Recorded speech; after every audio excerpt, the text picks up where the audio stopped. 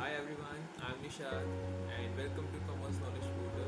Our today's topic is Basic Accounting Terms, जो कि हमारा +1 ग्रेड का एक इम्पॉर्टेंट टॉपिक है और अकाउंटेंसी का एक इम्पॉर्टेंट पार्ट है जो हमारी थेरेटिकल पार्ट में एक अच्छी वैल्यू रखता है। जब तक हम अकाउंटिंग टर्म्स को नहीं समझेंगे हमें पता नहीं लगेगा हमारी टर्मिनोलॉजी कैसे इम्प्रूव होगी, राइट। तो स्टार्ट करते हैं बेसिक अकाउंटिंग टर्म्स। चलिए,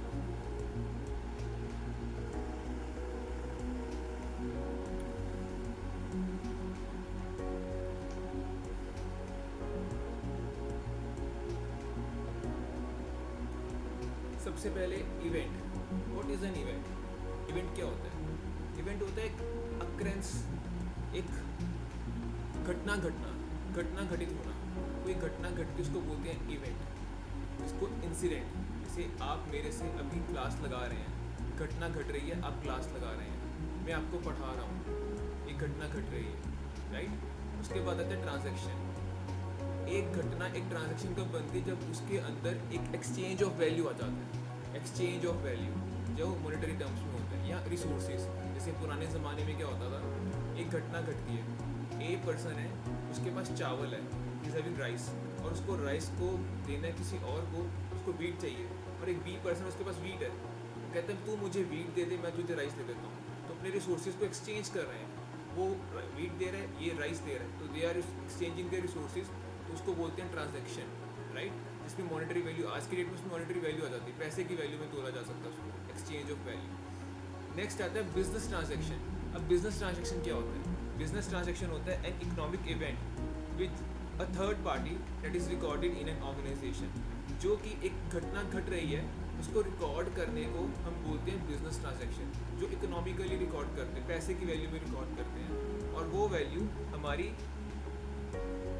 मेजरेबल इन मनी होनी चाहिए, वो पैसे में तोली जा सकती है, वो पैसे की वैल्यू मॉनेटरी टर्म्स में उसको हम वैल्यू कर सकते हैं, that is called a business transaction. Next term आती है हमारे पास एक्सपेंसेस, और एक्सपेंसेस को हम एक्सपेंडिचर भी बोल देते हैं।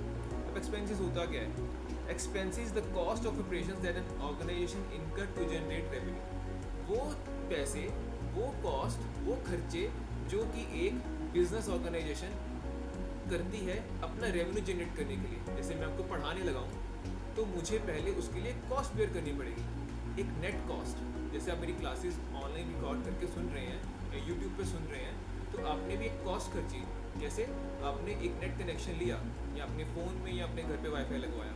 सेकेंडली, मैंने एक टैबलेट लिया, मैंने एक कैमरा लिया, तो मैंने एक कॉस्ट बियर की अपनी रेवेन्यू को जनरेट करने के लिए। अभी रेवेन्यू जनरेट नहीं हुआ, रेवेन्यू जनरेट होगा, राइट। कोई भी बिजनेस ट्रांजैक्शन जिसके अंदर रेवेन्यू जनरेट करते हैं, उसके बाद हम उसको एक्सपेंसेस बोल देते हैं, उसको हम क्या बोलते हैं? एक्सपेंसेस। और ऐसे अलग अलग एक्सपेंसेस बियर कर रहे हैं। जैसे लाइट जग रही है तो इलेक्ट्रिसिटी एक्सपेंस, मैं आपको पढ़ा रहा हूँ, ठीक है, और ये हमारा जो हमारी आपस में हम आपस में तालमेल कर रहे हैं, कैसे कर रहे हैं? Via net. तो हमारा नेट एक्सपेंसेस, टेलीफोन एक्सपेंसेस, जिसको वाईफाई एक्सपेंसेस बोल सकते हैं, सारे एक्सपेंसेस को इकट्ठे कर लेंगे तो क्या बन जाएगा? एक्सपेंडिचर। एक्सपेंडिचर मतलब plural sense of expenses, right. उसके बाद चलते हैं, उसके बाद हमारे पास टर्म आती है रेवेन्यू। अब रेवेन्यू क्या होता है? Revenue the total amount of income generated by the sale of goods and services related to organisation primary operations. कहते हैं वो खर्चे, वो इनकम, सॉरी खर्चे नहीं, इनकम, वो इनकम जो हम जनरेट करते हैं। कैसे? जैसे हम कुछ चीज़ सेल कर रहे हैं, मैंने ये प्रोडक्ट सेल किया, मैंने ये प्रोडक्ट सेल किया, इसके बदले मुझे पैसे आए, ठीक है, मुझे इनकम जनरेट हुई। मैंने एक दूसरा प्रोडक्ट सेल किया, इसको सेल किया, इसके बदले मुझे पैसे आए, मुझे इनकम जनरेट हुई। तो रेवेन्यू मतलब टोटल अमाउंट ऑफ इनकम जो हमारे इनकम जनरेट की, कैसे? By sale of goods and services. अभी तो मैंने गुड्स बेचे, मैं आपको सर्विसेज दे रहा हूँ, मैं अपने इंस्टीट्यूट में पढ़ाता हूँ, तो वहाँ पे मुझे पैसे आते हैं उसके पढ़ाने के, तो वो सर्विसेज है related to organisation primary operations. और मेरा प्राइमरी ऑपरेशन पढ़ाने का सेकेंडरी नहीं है। अब मेरे को बैंक इंटरेस्ट भी आता है, that is my secondary. Main objective क्या है मेरी एक ऑर्गेनाइजेशन का? पढ़ाना। सीकेपी का मेन ऑब्जेक्टिव क्या है? बच्चों को पढ़ाना। उसमें से जो इनकम जनरेट हो रही है वो मेरी रेवेन्यू होती है, और revenue day to day income होती है, डे टू डे, राइट। मैंने साइट में नोटिस की, नोटिफाइड किया डे टू डे। और ये कंप्लीट डेफिनेशन नहीं है, ये आपके एक्सप्लेनेशन के लिए। कंप्लीट डेफिनेशन के लिए आप कोई भी अच्छी बुक रेफर कर सकते हैं, अगर चाहें तो आपको रेफर कर दूँगा, डिस्क्रिप्शन बॉक्स में डाल दूँगा। Next come the liability, sixth. अब लाइबिलिटी क्या होता है? A firm obligation of an organization, a financial obligation of an organization that results in the organization's future sacrifices of economic benefits to other entities or organizations or businesses. वो चीज़ जो हम in future sacrifice करेंगे, जैसे हम bank loan ले लेते हैं, अभी तो हमारे पास पैसे आ गए, पर कहीं ना कहीं हमारी ऑब्लिगेशन बढ़ गई, हमारे पे एक रिस्पॉन्सिबिलिटी आ गई, हमारे सिर पे एक रिस्पॉन्सिबिलिटी आ गई कि हमने ये बैंक लोन रीपे करना है विद इंटरेस्ट, राइट? मैं किसी से उधार एक सामान खरीद लेता हूँ, मैंने सामान खरीद लिया, उसने मुझे उधार में सप्लाई कर दिया, अब मेरे ऊपर एक ऑब्लिगेशन है, इसके बदले में उसको मैंने पैसे देने हैं, राइट? मेरी बिजनेस की ऑब्लिगेशन है, अगर मैं ऑर्गेनाइजेशन या बिजनेस हूँ तो मेरी अपनी एक बिजनेस की एक ड्यूटी बनती है कि मैं उसको पे ऑफ करूँ। कैसे पे ऑफ करूँ? इन मनी टर्म्स करूँगा। अभी नहीं किया तो मेरे लिए वो लाइबिलिटी है। क्लियर? तो वो पार्ट बिजनेस का जो हम सेक्रीफाइस करते हैं फॉर फ्यूचर बेनिफिट्स, ठीक है? फ्यूचर के सेक्रीफाइस करते हैं, अभी नहीं किया बट इन फ्यूचर करेंगे, that is a liability. Next page पे आते हैं, एसेट। अब ये बड़ा इंपॉर्टेंट है। अब मैं ज़्यादातर अपने बच्चों को पूछता हूँ what is an asset, asset क्या होता है? अब वो कई बार प्रॉपर आंसर नहीं कर पाते वो मेरे को कभी भी, क्योंकि उन्हें डेफिनेशन एक्सप्लेन करनी नहीं आती है, और एक बेसिक टर्म्स हैं, ये सारी टर्म्स ऐसी हैं कि आपकी +1 +2 में यूज़ होती रहेंगी, इवन BCom में, CA में, CPT में, इंटर में, सब जगह यूज़ होगी, हर जगह CS में हर जगह यूज़ होगी, और एक कॉमन टॉपिक है। इस टॉपिक को PSEB board, Punjab board, ISC board और आपका कोई भी स्टेट बोर्ड हो, CBSE बोर्ड हो, सब जगह आपका कॉमन टॉपिक रहेगा ये वाला। अब एसेट क्या होता है? एसेट के अंदर हमारे पास 4 चीज़ें आती हैं, 4 कंसेप्ट आती हैं। पहला, फ्यूचर इकोनॉमिक बेनिफिट, हमें उसका फ्यूचर इकोनॉमिक बेनिफिट होना चाहिए। सेकेंडरी, उसकी मॉनेटरी वैल्यू होनी चाहिए, वो पैसे में तोला जा सकता हो। थर्डली, उस पर हमारा कंट्रोल होना चाहिए, हमारा उस पर पूरा कंट्रोल होना चाहिए। और फोर्थली, हमारे पास उसकी पोजीशन होनी चाहिए, हमारे पास उसकी ओनरशिप चाहिए, उसकी राइट चाहिए। अब एग्जांपल लेते हैं, आप मेरी वीडियो देख रहे हैं, या टैबलेट पे देख रहे हैं, या स्क्रीन पे देख रहे हैं, या अपने फ़ोन में देख रहे हैं। आपके पास एक फ़ोन है, फ़ोन आपको फ्यूचर इकोनॉमिक बेनिफिट दे रहे हैं। आप कभी भी घर बैठे मेरी वीडियो देख सकते हैं, यस दे रहे हैं, तो हम उसको टिक कर लेते हैं, दे रहे जी। नेक्स्ट, मॉनेटरी वैल्यू है, आपका मोबाइल है उसकी मॉनेटरी वैल्यू है, पैसे में उसकी बुक्कत है, आपको पैसे में पैसे देकर लिया था ना, तो हाँ बिल्कुल है। आपका उस पर कंट्रोल है, बिल्कुल है। आप चाहे तो यूट्यूब खोल सकते हैं, चाहे तो इंस्टा खोल सकते हैं, चाहे तो फेसबुक खोल सकते हैं, चाहे तो स्नैपचैट खोल सकते हैं, राइट? तो हमारा उस पर कंट्रोल भी है, उसको पोर्ट्रेट में रख सकते हैं, उसको लैंडस्केप में रख सकते हैं, तो हमारा कंट्रोल भी है। आपके पास उसकी पोजीशन है, माँ बाप ने लेकर दिया, हाँ मम्मी पापा ने लेकर दिया, भैया ने लेकर दिया, पापा ने गिफ्ट किया था, तो पोजेशन मतलब आपके पास उसका बिल होना चाहिए, आपके पास बिल उसके आपके नाम पे होना चाहिए, आपके पेरेंट्स के नाम पे होना चाहिए, आपके पास उसकी पोजेशन होनी चाहिए। अगर बिल पेरेंट्स के नाम का है तो आपके पास उसका यूज़, राइट टू यूज़ है। पेरेंट्स ने ये बेटा पढ़ो लिखो आगे बढ़ो, आपको फ़ोन लेके दिया, वो बात अलग है हम इंस्टा ज़्यादा करते हैं और पढ़ाई कम करते हैं। तो पोजेशन, जब ये 4 टिक्स आ जाएंगे ना, 4 टिक्स आ जाएंगे, तो 4 टिक्स आ जाएंगे तो मतलब दैट इज़ आर एसेट। और अगर में से एक भी टिक मिसिंग है ना, एक भी टिक मिसिंग है, तो if any of the above is missing then it is not a asset, तो हमारा एसेट नहीं बनेगा।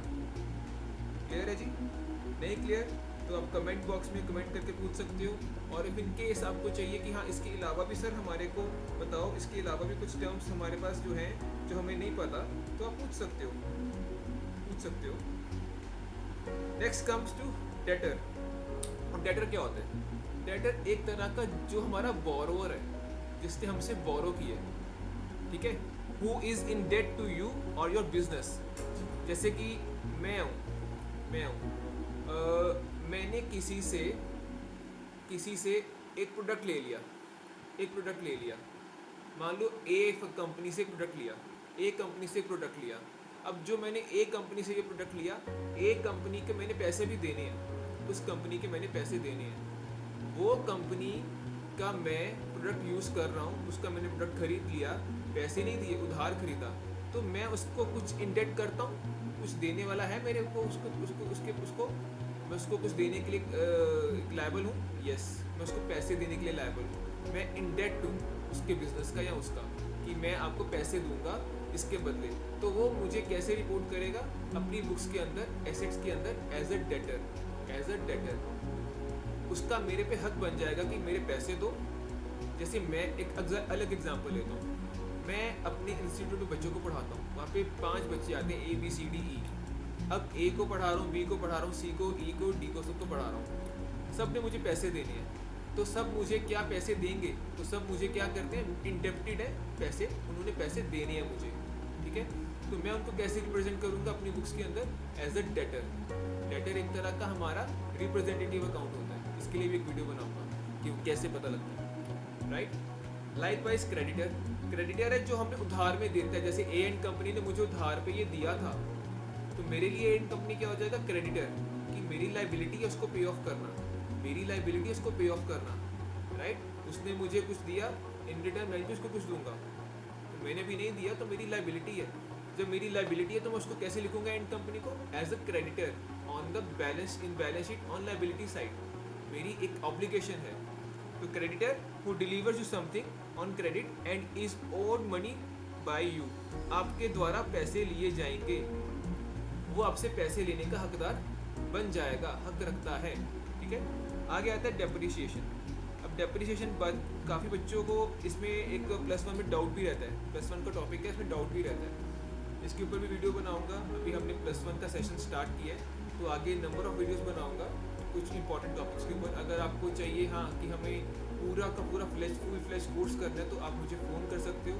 मेरा फ़ोन नंबर आपको मैं यहाँ पे डिस्प्ले में दे दूँगा, राइट। तो आप पूरा कोर्स ले सकते हो, ऑनलाइन है, ऑफलाइन है, कोई भी आप कोर्स ले सकते हो।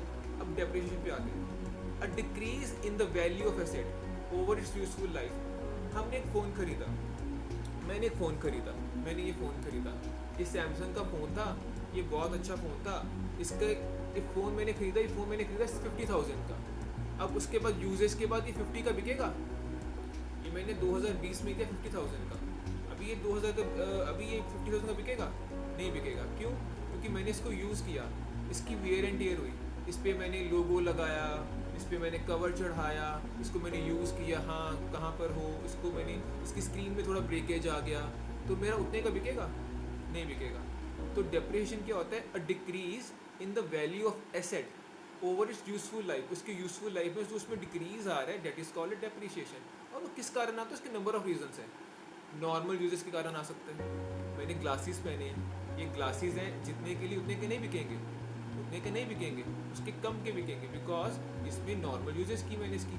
उसके बाद मैंने एक और चीज़ होती है वियर एंड टियर। ये शर्ट है, ये शर्ट मैं पहनता हूँ, गंदी होती है, उसके बाद धोते हैं, इसकी घिसाई होती है, इसमें वो दम नहीं रहता, इसके थ्रेड में वो दम नहीं रहता जो पहले एक नई शर्ट में होता है, तो wear and tear. Thirdly technology नई आ गई, ये Redmi 4 है, पुरानी टेक्नोलॉजी है, ये Redmi 7 Pro है, नई टेक्नोलॉजी है। आज नया आ गया Redmi 12 आ गया, 5G आ गया, आने वाले टाइम में 13, 14, 15 सब आ जाएंगे, iPhone 14 आ जाएगा, तो नई टेक्नोलॉजी आ जाएगी। तो पुरानी टेक्नोलॉजी कम होती जाएगी, पुरानी होती जाएगी, उसको हम कहेंगे डेप्रिसिएशन। और डेप्रिसिएशन जो टर्म है ना, सबसे ज़्यादा हमारी कहाँ यूज़ होती है? टेंजिबल एसेट्स के साथ। मैं यहाँ लिख देता हूँ, टेंजिबल एसेट्स के साथ डेप्रिसिएशन कहाँ यूज़ होगी?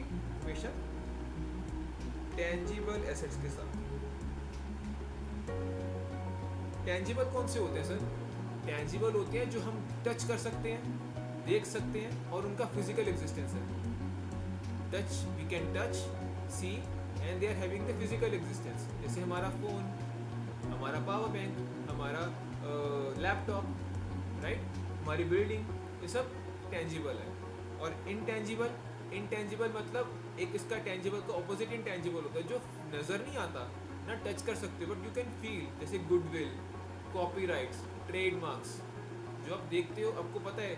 अभी मैं नाम लूँगा एडिडास का ट्रेडमार्क दिमाग में आ जाएगा आपके।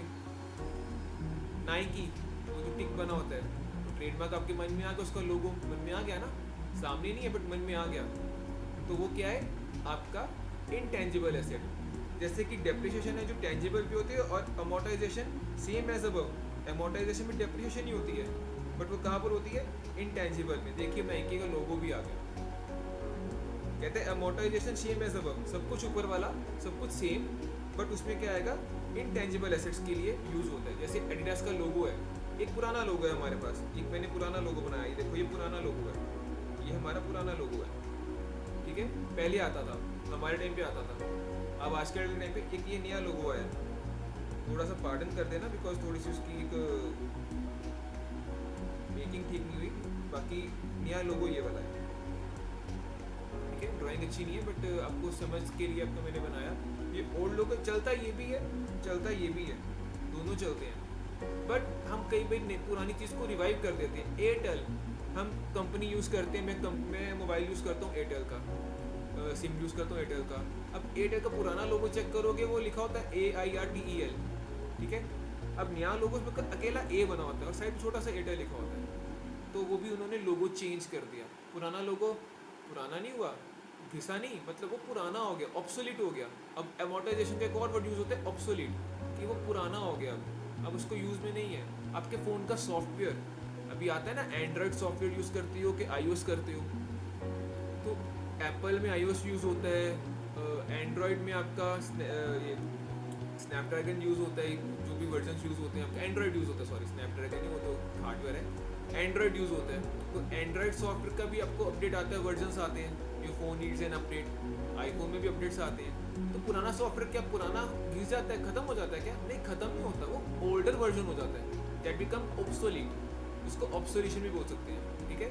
तो डेप्रिसिएशन, अमोर्टाइजेशन, ऑब्सोल्यूशन, ये सब्स्टिट्यूट टर्म्स हैं, ये हम इंटरचेंजेबल यूज़ करते हैं। कारण क्या है? डेप्रिसिएशन करेंगे टेंजिबल के लिए, अमोर्टाइजेशन ऑब्सोल्यूशन करेंगे इनटेंजिबल के लिए। I hope you get clear.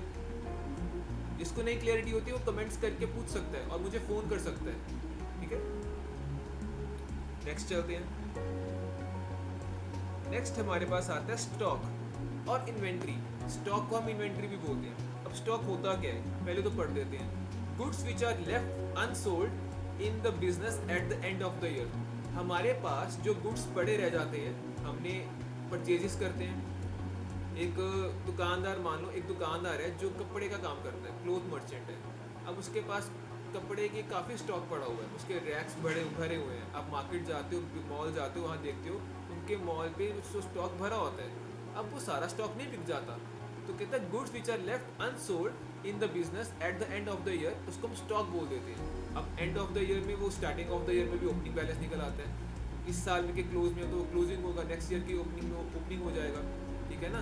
तो या फिर that part of purchases which are yet to sold in the market. Purchases का वो पार्ट जो अभी बिका नहीं है, is yet to be sold, अभी बिका नहीं है, किसी को ज़बरदस्ती तो ना बेचोगे, राइट। तो वो अभी बिका नहीं है, वो अभी आपके स्टॉक में लगा हुआ है, अभी आपके डिस्प्ले में लगा हुआ है, बिका नहीं है, या आपके वेयर हाउस में है, अभी बिका नहीं है, उसको हम बोलते हैं स्टॉक। जैसे कि एक स्टेशनरी शॉप है, तो उसके पास क्या होता है? स्टॉक ऑफ पेन होगा, बिल्कुल होगा। उसके पास स्टॉक ऑफ बुक्स होगा, बिल्कुल होगा। उसके पास स्टॉक ऑफ पेपर्स होगा, बिल्कुल होगा। उसके पास सब चीज़ का स्टॉक होगा, इवन उसके पास स्केच पेन्स का स्टॉक होगा, उसके पास आपके ये जो स्टेपलर्स का स्टॉक होगा, पिन्स का स्टॉक होगा और एसेसरीज का स्टॉक होगा। और सारे स्टॉक को हम क्या बोल देंगे? इन्वेंट्री। एक बड़े ध्यान से समझना, स्टॉक और इन्वेंट्री को हम इंटरचेंजेबली यूज़ करते हैं, बट स्टॉक एक नैरो टर्म है, इन्वेंट्री एक वाइडर टर्म है। Inventory is much wider. आपकी इन्वेंट्री के अंदर स्टॉक ऑफ पेन हो सकता है, स्टॉक ऑफ बुक्स हो सकता है, स्टॉक ऑफ पेपर हो सकता है, सबको हम क्या बोलेंगे? होलसम में इन्वेंट्री। इन्वेंट्री जैसे एक मैन्युफैक्चरिंग कंसर्न है, उसके पास रॉ मटेरियल का स्टॉक भी पड़ा होगा, उसके पास फिनिश गुड का स्टॉक भी पड़ा होगा, उसके पास वर्क इन प्रोग्रेस का स्टॉक पड़ा होगा, तो सारे स्टॉक को क्या बोलेंगे हम? इन्वेंट्री। इन्वेंट्री एक वाइडर टर्म है, तो इंटरचेंजेबल यूज होती है, थोड़ा सा फर्क होता है दोनों में, एक थिन डिफरेंस है, ठीक है। वो नोटिसेबल नहीं होता बिकॉज अकाउंटिंग हमारा प्रैक्टिकल सब्जेक्ट है, इतना डिटेल में कोई नहीं जाता, बट आपको पता होना चाहिए। आगे 13, cost of goods sold. Cost of goods sold जिसको हम कॉक्स बोल देते हैं, COGS। ये क्या होता है? Cost of goods sold, it is the amount of cost directly relates to sale of product. Directly relates to sale of product. Cost directly, मैं यहाँ पे लिख देता हूँ डायरेक्टली।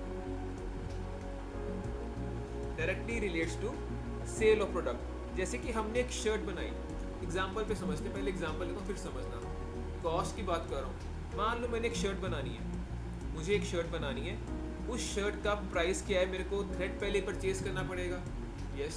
उसकी ये शर्ट मैंने बनाई, इस शर्ट का थ्रेड कितने का आया? मेरे को 400 का थ्रेड आया, ठीक है।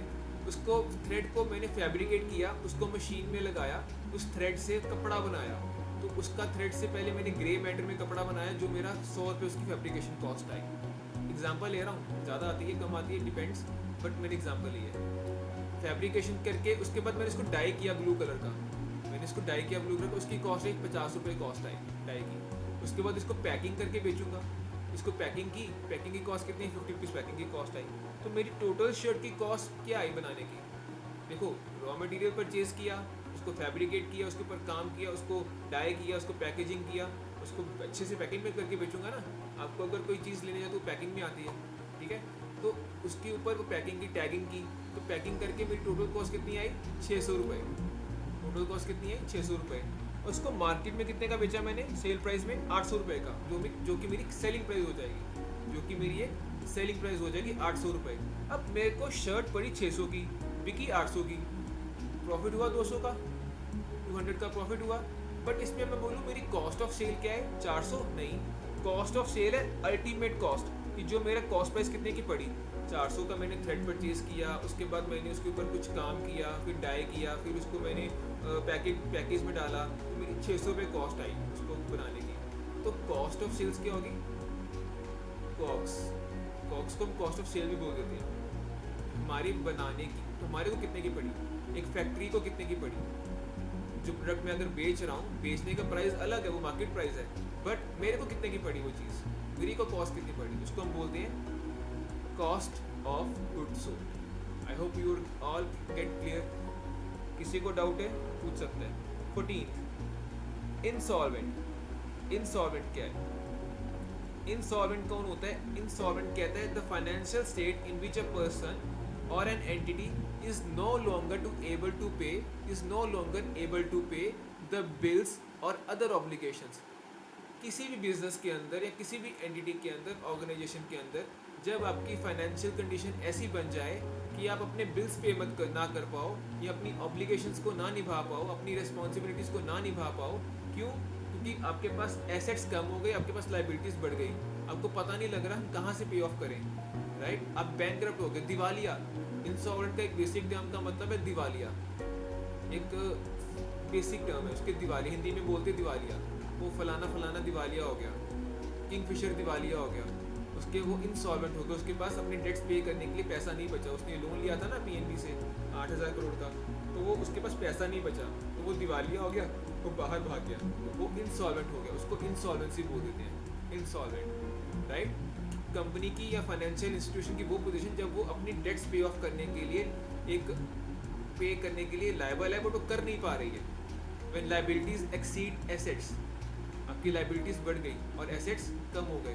आपको पता है बैलेंस शीट के अंदर लायबिलिटीज और एसेट्स बराबर रहते हैं, पता है बैलेंस शीट के अंदर एसेट्स और लायबिलिटीज बराबर रहते हैं, हमेशा बराबर रहते हैं। वो बात अलग है, हमारी बैलेंस शीट कभी मैच नहीं करती, हम ज़बरदस्ती पेपर में मैच कर आते हैं, बट वो हमेशा बैलेंस रहती है। उसकी भी एक वीडियो बनाऊंगा कि क्यों बैलेंस रहती है, उसके ऊपर टर्म्स करूंगा कि बैलेंस शीट को कैसे स्टडी करना चाहिए, बैलेंस शीट को कैसे स्टडी करना चाहिए, उसके ऊपर भी वीडियो बनाऊंगा। वो एक इंपॉर्टेंट टॉपिक है, balance sheet, profit and loss account, ये सब के ऊपर वीडियोस बनेगी, ठीक है। तो इंसॉल्वेंट का मतलब आपको क्लियर होगा, आई होप सबको क्लियर होगा।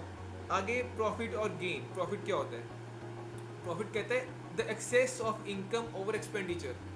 जैसे मैं अपनी इंस्टीट्यूशन में पढ़ाता हूँ, मेरे को वहाँ पढ़ाने की कॉस्ट आ रही है, मान लो 5 लाख पूरे साल की, 5 लाख पूरे साल की पढ़ाने की कॉस्ट आ रही है। वहाँ मुझे इनकम जनरेट हो रही है, मान लो 7 लाख, 7 लाख इनकम जनरेट हो रही है, 5 लाख कॉस्ट आ रही है, 7 लाख इनकम जनरेट हो रही है। तो income over and above cost कितनी है, 2 लाख रुपये, 2 लाख रुपये। तो 2 लाख मेरे क्या हो जाएंगे, प्रॉफिट, क्या हो जाएंगे, प्रॉफिट। और यहाँ पे हम प्रॉफिट को और गेन को इंटरचेंजेबली यूज़ करते हैं। हमारे बेसिक टर्मिनोलॉजी में जो हमारा ट्रेडिशनल अप्रोच में बोल देते हैं credit all incomes and gains, एक स्लैश डाल देते हैं। इनकम और गेन में थोड़ा फर्क होता है, प्रॉफिट और गेन में थोड़ा सा फर्क होता है। प्रॉफिट होता है revenue nature, day to day. जैसे मेरा पढ़ाने का काम डे टू डे है, मैं इंस्टीट्यूट जाता हूँ सुबह मॉर्निंग, वहाँ पढ़ाता हूँ बच्चों को, उनको अच्छे से समझ लगती है, उनको मैं डाउट्स लेता हूँ, फिर जाता हूँ पढ़ाता हूँ, उनकी डाउट्स लेता हूँ, उनको समझ लगती है, फिर नेक्स्ट टॉपिक। ऐसे मैं रोटेशन पे रोज़ कर रहा हूँ, डे टू डे काम है। तो डे टू डे जो मैं पढ़ा रहा हूँ उनसे मेरे को इनकम जनरेट हो रही है, तो वो मेरे प्रॉफिट्स हो जाएंगे, इनकम प्रॉफिट्स हो जाएंगे। और मेरे गेन क्या होता है, gain is once in a while, once in a while, जो कभी कभार होता है, रोज नहीं होता, कभी कभार होता है। गेन को थोड़ा एक्सप्लेन करता हूँ मैं, इसको यहाँ पे टर्मिनोलॉजी चिंता मत करना, नोट्स मेरे पास सेव्ड हैं, तो नोट्स को मैं आपको बताता हूँ मैं गेन होता क्या है। इसको मैं इरेज कर रहा हूँ। तो गेन क्या होता है,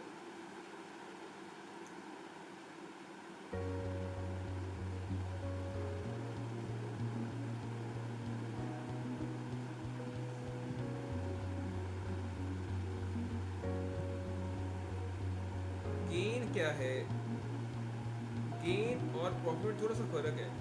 गेन है, मान लो 2010 में मैंने एक घर खरीदा, एक घर खरीदा 10 लाख का, मोटा मोटा समझना कि मैंने 2010 में घर खरीदा कितने का, 10 लाख का। अभी आ गया 2022, 2022, इस घर की कॉस्ट 2022 में क्या होगी,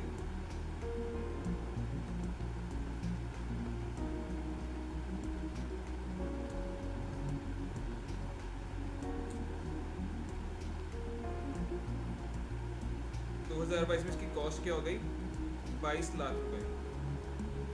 हाँ 22 लाख, मैंने कितने का खरीदा था, 10 लाख का।